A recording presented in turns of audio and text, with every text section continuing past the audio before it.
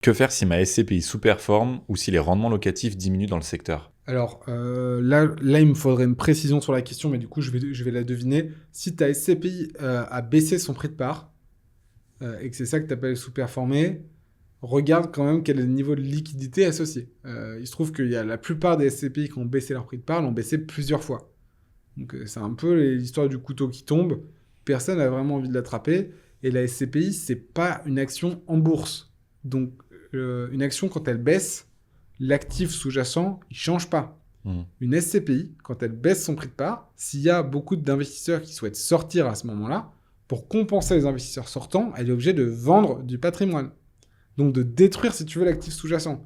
Donc en fait, on ne parle pas du même actif sous-jacent, in fine.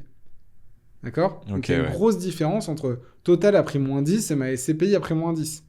Total a pris moins 10, les marchés financiers considèrent qu'à un instant T, Total vaut moins 10, mais c'est liquide, et l'actif sous-jacent n'a pas structurellement changé.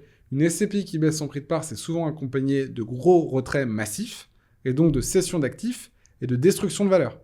Parce que c'est généralement pas dans les meilleurs moments de marché que ça se passe, et donc quand tu es dans les pires moments de marché, les actifs qui partent, c'est les meilleurs, et au pire prix. Donc tu détruis vraiment la valeur de ta SCPI, donc si tu peux sortir, sors, vraiment. Si tu peux pas sortir, malheureusement, et que tu as un crédit en face, croise les doigts, hein. Hmm. Mais ça sent pas bon, quoi. Ok, ça me paraît assez clair. Merci beaucoup. Ouais.